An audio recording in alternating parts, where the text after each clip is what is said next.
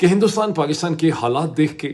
مجھے بڑا ترس آ رہا ہے۔ میں چونکہ امریکہ میں ہوں تو مجھے ہندوستان پاکستان کے لوگوں کے اوپر جو تقریباً 1.7 ملین لوگ ہیں ان کے اوپر مجھے بڑا ترس آ رہا ہے،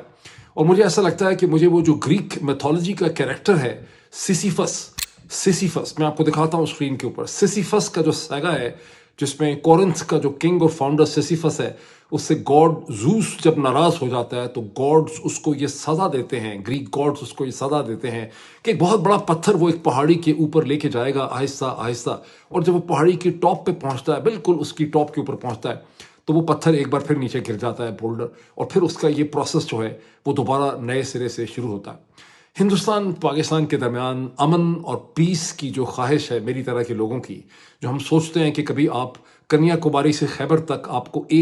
ایک ماحول مل سکے گا، اگر آپ دلی سے نکلیں تو دوپہر کو لنچ آپ لاہور کے اندر کریں، شام اسلام آباد میں گزاریں، اس کے بعد پشاور یا کابل کی طرف چلے جائیں، وہ جو خواب ہے وہ پورا ہوتا نظر نہیں آ رہا۔ اس چیز پہ غور کیجئے کہ پہلگام کی دہشت گردی کے بعد ہندوستان اور پاکستان میں اس وقت جس قسم کی فیلنگز پائی جاتی ہیں، جس قسم کے جذبات پائے جاتے ہیں، ان کے نتیجے میں اگر ایک لمیٹڈ ہی جنگ ہو جائے اور اس جنگ کے نتیجے میں سینکڑوں لوگ ہلاک ہو جائیں، اکانومیز کو سیٹ بیک مل جائے، لیکن وہ کرمنل مائنڈ سیٹ، وہ دہشت گردی کا مائنڈ سیٹ جس نے اپنے سیاسی مقاصد کی خاطر یہ کیا ہے سب کچھ، وہ پھر بھی مضبوط ہو جاتا ہے، تو پھر تو یہ ایک بہت بڑا سویلائزیشنل سیٹ بیک ہوگا۔ صرف ایک دن پہلے میں نے ولیم ڈیلرپل کی یہ کتاب جو ہے میں نے لی، دی گولڈن روڈ، جو بیسیکلی وزڈم کی بات کرتی ہے، سویلائزیشن کی بات کرتی ہے۔ یہ کیا سویلائزیشنل انڈرسٹینڈنگ ہوگی جس میں دہشت گرد جو ہیں وہ 1.7 بلین لوگوں کی زندگی کو کنٹرول کر سکتے ہیں۔